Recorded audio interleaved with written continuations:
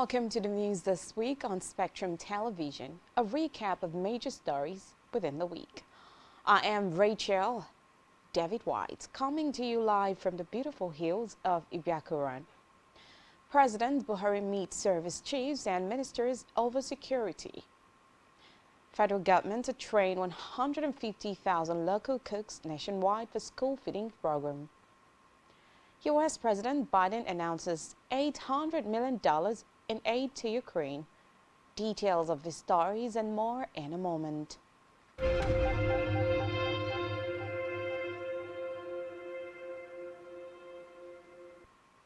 First in our news is a report that President Muhammadu Buhari has approved the commissioning of ongoing construction of Owerri Olu and Owerri Okigwe roads in the Imo State upon completion next month. This was confirmed by Imo State Governor Hope Uzodinma after a courtesy visit to the president at the villa in Abuja for a progress report on the ongoing road constructions and projects in the state.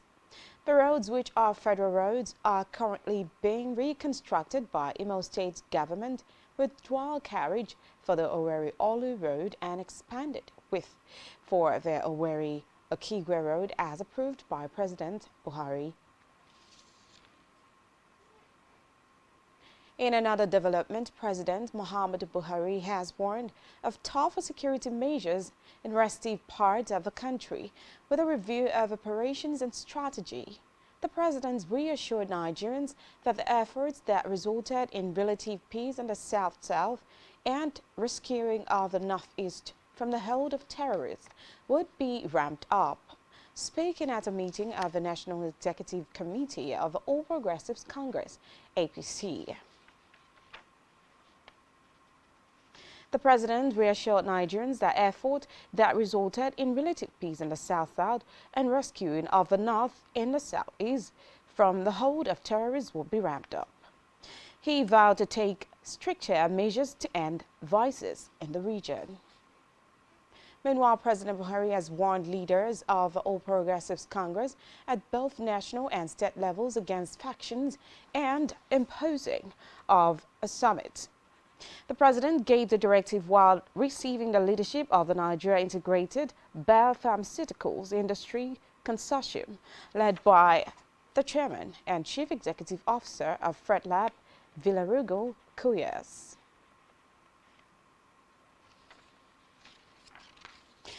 Elsewhere, the President Muhammadu Buhari has met with heads of security establishments and some ministers at the State House in Abuja. The meeting comes after recommendations by the National Council of State over the security challenges in the country. Physically in attendance were the Vice President Yemi Osinbajo, Secretary to the Government of the Federation, Boss Mustafa, the Chief of Staff to the President Ibrahim Gambari, and the National Security Advisor, Major General Babagana Monguno. Also present at the meeting were the Ministers of Defense, Bashir Magashi, and that of Interior, Ralph Arebeshola, alongside service chiefs and others. Away from that, Vice President Yemi Osinbajo has commended the move by the International Criminal Court, ICC, to reform its system as part of efforts to the relations and remain the reforms with African countries. Osinbajo stated this when he received the Prosecutor of the International Criminal Court, Karim Khan, who was on a courtesy visit to the presidential villa in Abuja. He said the proposal to reform the international justice system would reassure African countries that there was room for negotiations and that the ICC was not out to witch hunt any individual or organization. The Vice President also stressed the need for a system that builds relationships and credibility among member states. In the meantime, the federal government says the National Theatre in Igamu, Lagos State, which is under renovation, will be known as Lagos Creative and Entertainment Center upon completion. Minister of Information and Culture, Lai Mohammed, announced this in Madrid, Spain, while signing an agreement on Nigerians hosting a first global conference on cultural tourism and creative industry.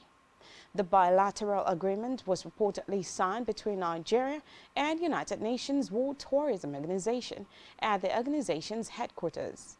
According to Mohammed, the global conference, which is slated for November 14th to 17th, will be the first event to be staged at the newly refurbished edifice. Elsewhere, the federal government is set to restore the Surulere National Stadium in Lagos. Confirming this, the Minister of Sport, Sunday Dare, affirmed the commitment of President Buhari's administration to bring back the lost glory of a sport arena.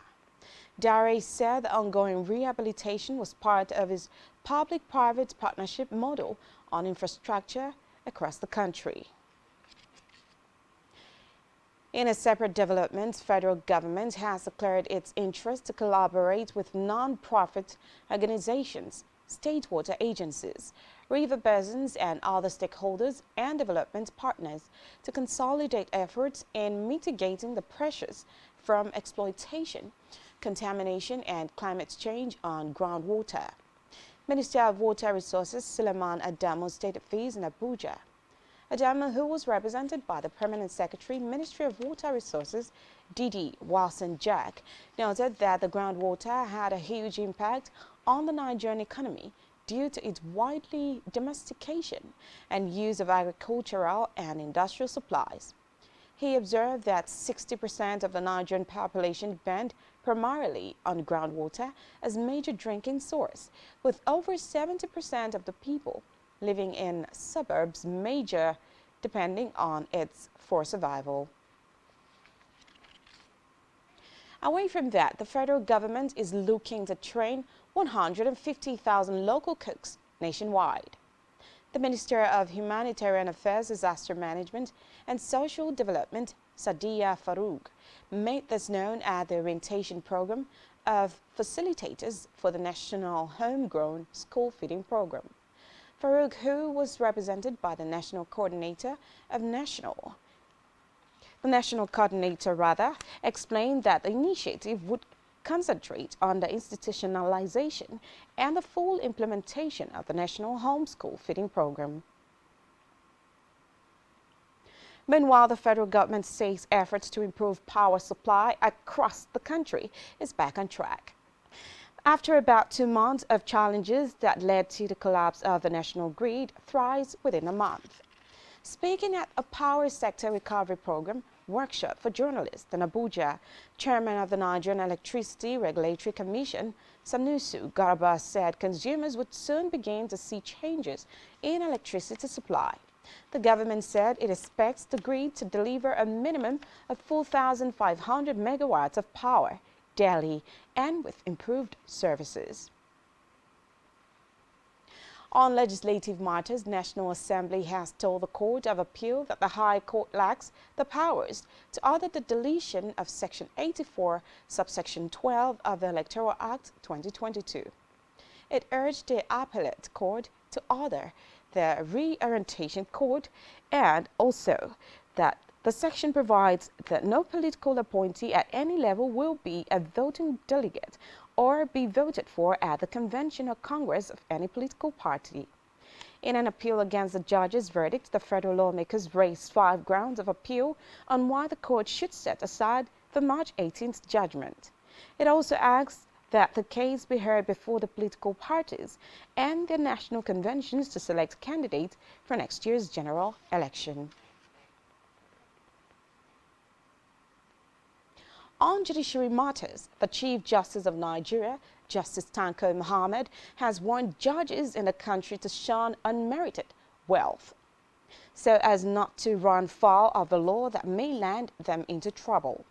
The CJN issued the warning while inaugurating 6 judges for the Federal High Court of Nigeria and 1 for the High Court of the Federal Capital Territory.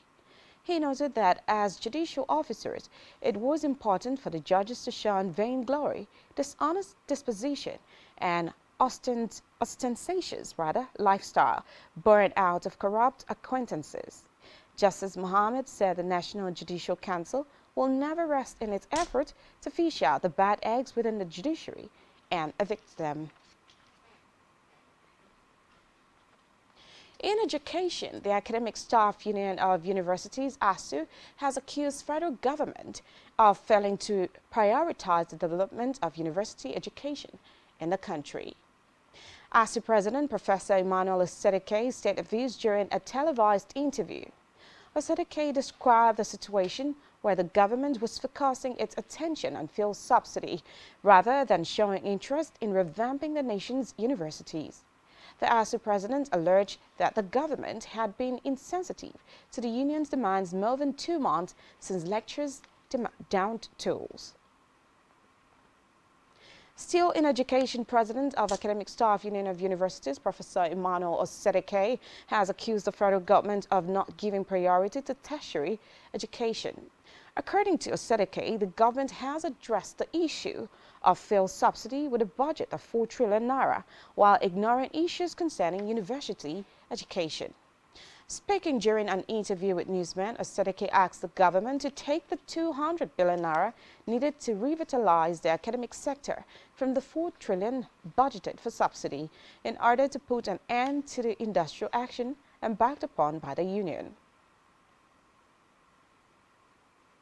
Meanwhile, the National Examinations Council, NECO, has rescheduled the 2022 National Common Entrance Examination into Federal Unity Colleges from April 23 to May 27. Head Information and Republic Relations Division at NECO, Aziz Sani, confirmed this in Abuja.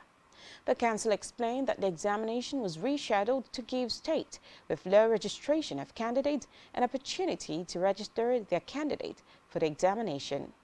NECO advised candidates, parents, guardians, and relevant stakeholders to take note of the new dates for the examination and download the new examination timetable from the council's website at www.neco.gov.ng. Still to come in the news. Oil price rises as OPEC projects steady demand growth. Do stay with us.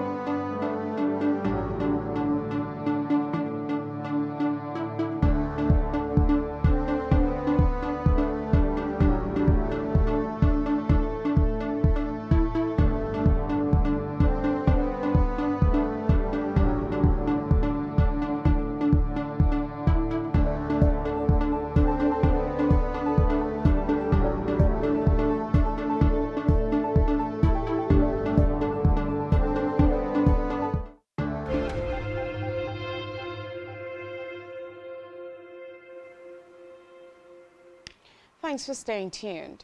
On electoral matters, Independent National Electoral Commission (INEC) has presented its 2022 to 2026 strategic plan and 2023 electoral project plan. The Commission said the objectives of the document were geared towards providing electoral officials with the needed support to deliver free and fair elections. It said the document will also help the electoral umpire to register political parties and monitor their operations, while strengthening the Commission's ability to deliver on its mandate. INEC said the new document was guided by findings from the review of the 2017 to 2021 strategic plan, which lifespan expired in December 2021. It noted that the 2023 polls will be governed by the new Electoral Act, which contains provisions that would enhance the capacity and ability of the Commission to better manage the process. Meanwhile, Independent National Electoral Commission INEC is insisting that the 2023 general election will take place despite the security challenges in the country. INEC Chairman Mahmoud Yakubu stated this in Abuja at a public presentation of the 2022 to 2026 strategic plan and the 2023 election project plan. Yakubu explained that the documents presented were the third in a series of strategic election plans since the era of the deliberate planning of elections started in 2012. He said INEC would continue to engage early and intensely with the security agencies to ensure the safety of its personnel and materials, accredited observers and media, and the voters. The INEC boss, however, noted that delivering the desired elections in 2023 was a shared responsibility and solely on the shoulders of the electoral umpire, despite playing a critical role. Over to politics now. The All Progressives Congress will begin its sale of presidential, governorship, national and state assembly forms on Saturday. The APC confirmed this after its 11th National Executive Committee meeting in Abuja. The party also pegged its expression of interest in nomination forms for the presidential ticket at 100 million naira, with the presidential nomination form to be sold for 70 million, while expression of interest forms will go for 30 million naira. Still in politics, the People's Democratic Party, PDP, has further adjusted its timetable and schedule of activities for the 2023 general elections. In a statement by its National Publicity Secretary, Debo Ologunagwa, the PDP said the closing date for the purchase of expression of interest and nomination forms for the 2023 general elections had been adjusted. According to the Publicity Secretary, under the review timetable, the last day for the submission of the already completed forms has also been extended to Monday, April 25th, while Wednesday, April 27th and Thursday, April 28th are set aside for the screening of aspirants for the State Assembly, National Assembly and Governorship. He also said Friday, April 29th has been fixed for screening of presidential aspirants, with all appeals and screening to be entertained on Monday, May 2nd. Meanwhile, ahead of the 2023 general elections, the Minister of Labor and Employment, Senator Chris Ngige, has formally declared his intention to contest for the position of the President of the Federal Republic of Nigeria. In a statement from his media office, Ngige said he had a burning desire to see a prosperous, united and equitable Nigeria. The former Anambra State Governor unveiled his presidential ambition before a crowd of supporters in Idemili South local government area of Anambra State. Addressing the crowd, Ngige said, having served 40 years in the public service, he was fully equipped as an administrator with huge wealth of experience, capacity and energy, as well as large heart to accommodate the differences among Nigerians. He thanked President Muhammadu Buhari for the opportunity offered him to serve as the minister, which he said had broadened his knowledge of various ministries, departments, and agencies. Away from that, a military aircraft belonging to the Nigerian Air Force, NAF, has crashed in Kaduna State. The two pilots on board are reportedly found dead. Recall that last year, a military aircraft conveying the former Chief of Army Staff, Ibrahim Atahiru, and 10 others crashed, killing all the officers on board, including the Army Chief. In a separate development, the Inspector General of Police, Usman Alkali Baba, has confirmed the appointment of Olumiyiwa Adejobi as a 25th Indigenous Force Public Relations Officer. That was made known in a statement by the Administration Officer, Force Public Relations Department, Anjuguri Manza. It could be recalled that Adejobi was appointed in an acting capacity on February 16, 2022, after taking over from Frank Mba, who was nominated by Inspector General of Police for the Senior Executive Course at the National Institute for Policy and Strategic Studies, Kuru JAS. Away from that, the Alaafin of Oyo, Oba Lamidi Adeyemi III, has passed on at the age of 83. According to palace officials, the top Yoruba monarch died in the late hours of Friday. Adeyemi died at the Afe Babalola University Teaching Hospital at Ado-Ekiti. The late Alaafin's first son, Prince Tunde, and other children had received the monarch's remains at Idaigba, Oyo town, early Saturday morning. Palace sources confirmed that traditional rites had begun without giving details about his burial arrangement yet. Adeyemi ruled for 52 years before his demise, making him the longest reigning Alaafin. Back here, Akwa Ibom state government has refuted allegations that it is involved in secret employment in the state civil service. The state head of service, Elder Effiong, met the denial while speaking to newsmen in Uyo. He warned that anyone caught issuing fake employment letters to applicants would face dismissal from service. Essien said his office had been fighting to apprehend the syndicate and called for partnership and useful information from the public to apprehend the culprits. In Africa, President Cyril Ramaphosa has declared a state of national disaster in South Africa. This comes a week after terrible floods reportedly left at last 443 people dead in the Durban area on the east coast. South Africa's cabinet, in special session, decided to declare a state of national disaster. Still in Africa, 2 more combat helicopters and surveillance radars have arrived in Mali on a Russian cargo flight. The consignment brings to 8 the known number of helicopters that Moscow has provided under closer ties forged by colonels who seized power in 2020. Mali Defense Ministry said 4 similar deliveries are expected over the next 3 months. Meanwhile, the French army has officially handed over the keys of the Gossi base in northern Mali to the Malian armed forces, a major step in the departure of the Bakante anti-jihadist force from the country.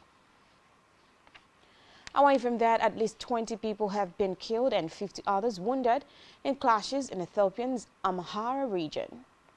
Officials announced the development as the different sides have blamed each other for the violence. Amhara officials say the Oromo Liberation Rebel Group was behind the violence, while Oromo officials blame Amhara militias known as Fano. More than 5,000 people were also displaced in a violence that lasted for several days. Elsewhere, Denmark has confirmed that it is in talks with Rwanda about transferring asylum seekers there, following a similar move announced by the United Kingdom last week. Denmark, which has introduced increasingly harsh immigration policies in the last decade, passed a law last year that allows refugees arriving in Danish soil to be moved to asylum centers in a partner country. The move had drawn criticism from human rights advocates, the United Nations, and the European Commission. Denmark reportedly failed to find a partner country at that time. In another development, the African Union has donated $150,000 towards relief efforts following the devastating floods in South Africa's KwaZulu-Natal province. More than 440 people reportedly died in the floods, which swept through the province last week. The floods also caused massive damage to infrastructure. Announcing the donations, AU Commission Chairman Musa Mohammed said the body reaffirmed its support with South Africa during this difficult time. On the foreign scene, European Council President Charles Michel has made an unexpected visit to Ukraine, saying he was in the last heart of a free and democratic Europe. Ukrainian President Volodymyr Zelensky welcomed the visit and said on his Telegram channel that Michel is a great friend of Ukraine.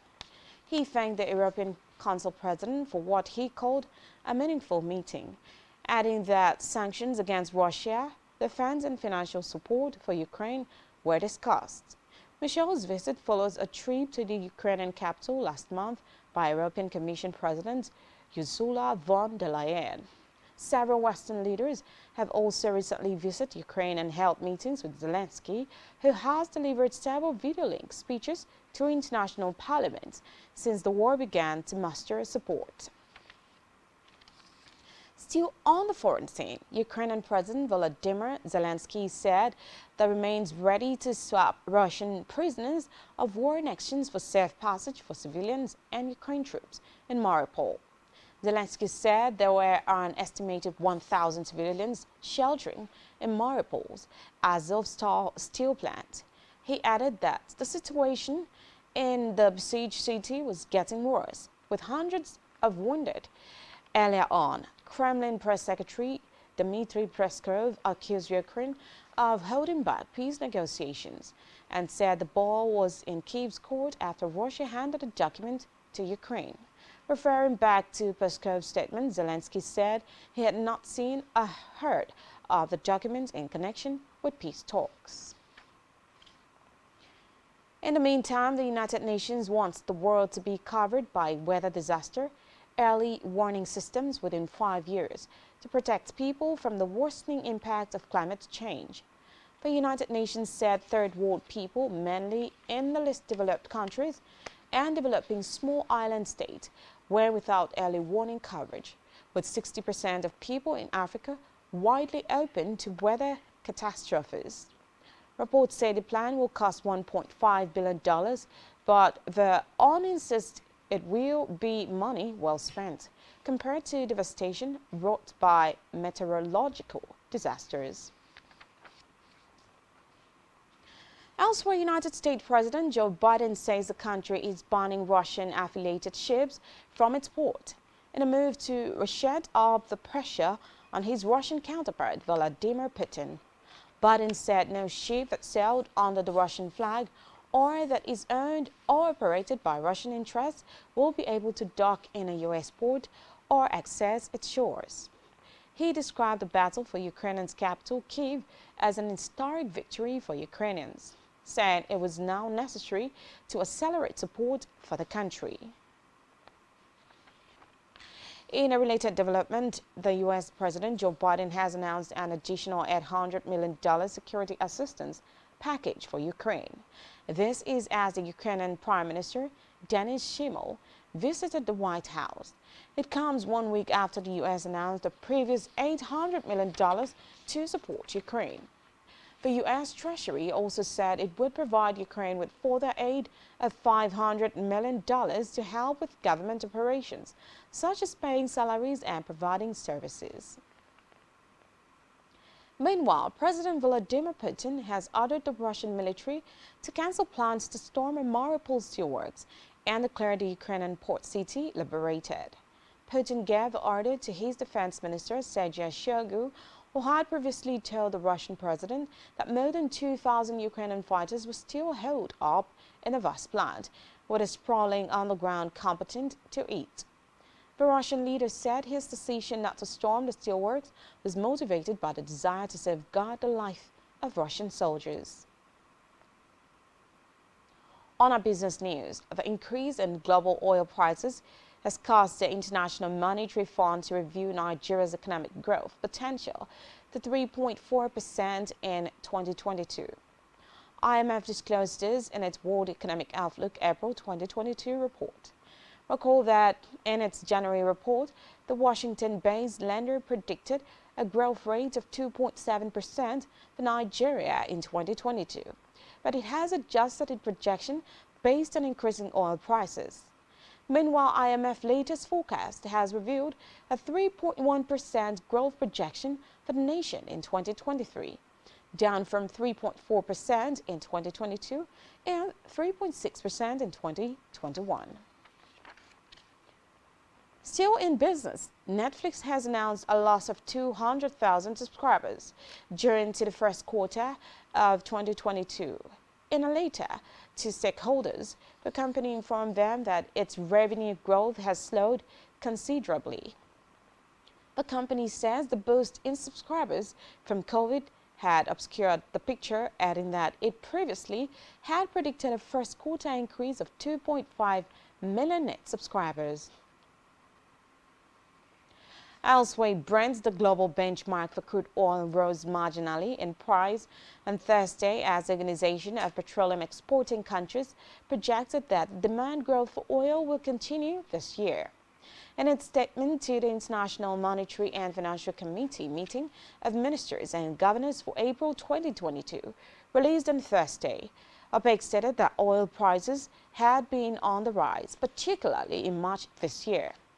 It said the ICE Brent benchmark had averaged near $98 per barrel in the first quarter 2022, about $18 higher than its value in the fourth quarter of 2021, stressing that this was due to the escalating geopolitical tensions in Eastern Europe and the concerns that it might result in large oil supply shortages amid trade dislocations. Still to come in the news, Serena Williams, Lewis Hamilton joined bid to buy club from Abramovich. To stay with us.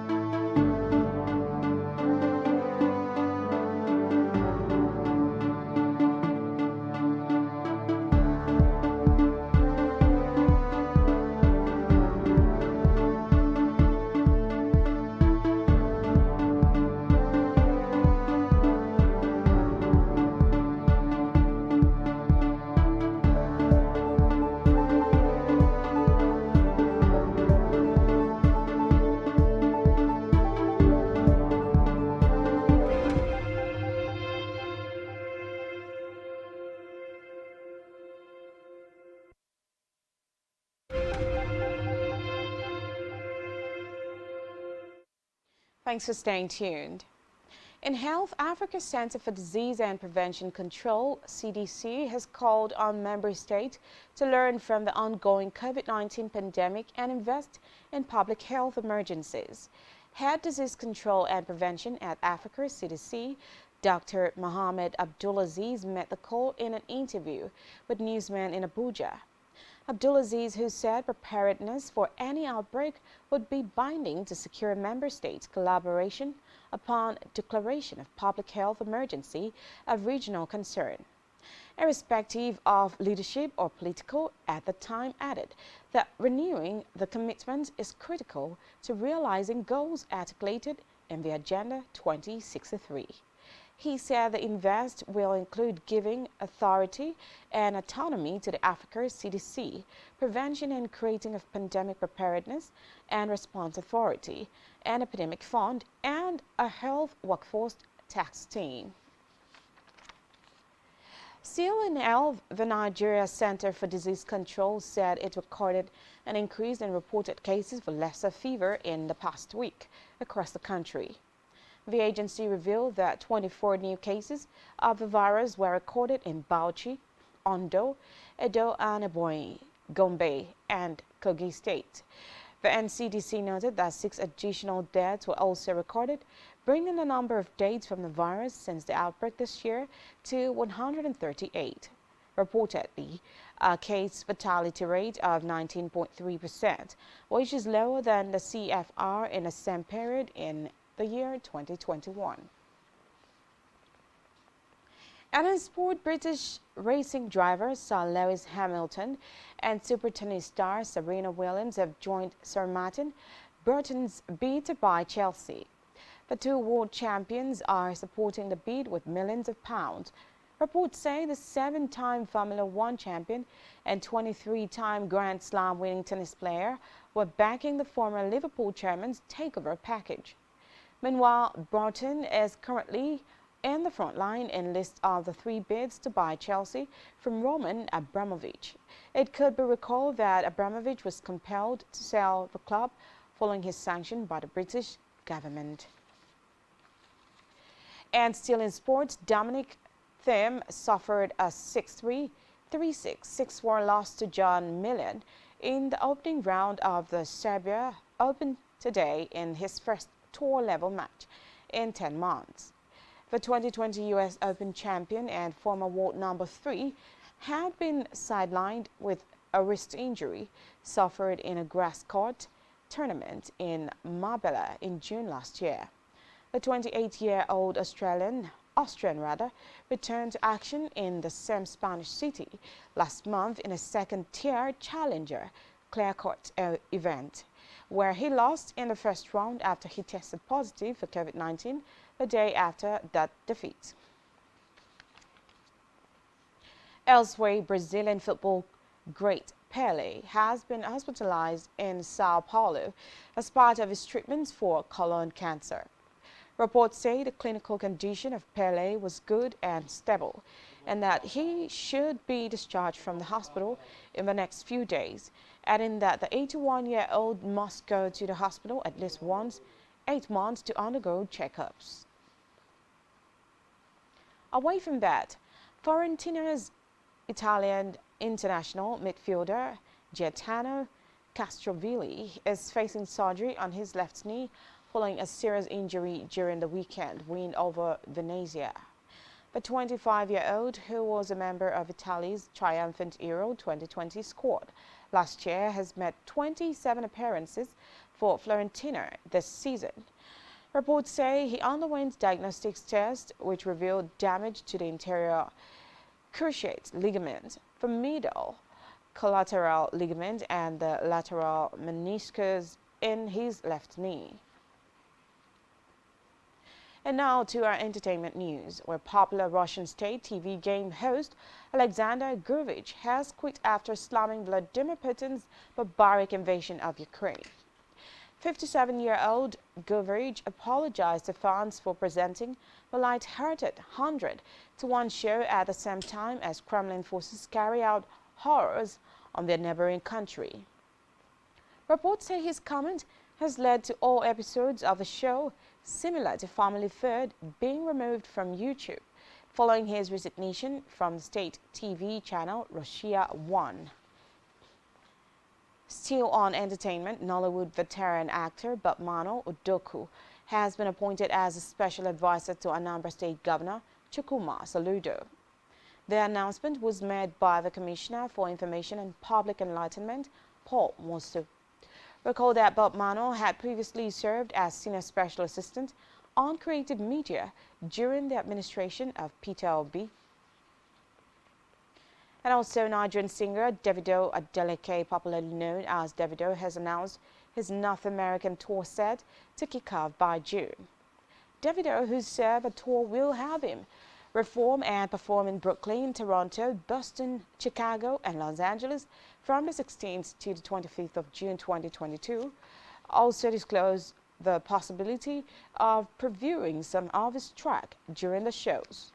Recall that the father of three sold out the O2 London Arena for his March concert and had earlier sold out the 20,000 capacity event center in 2019. And that's all we have for you at this time.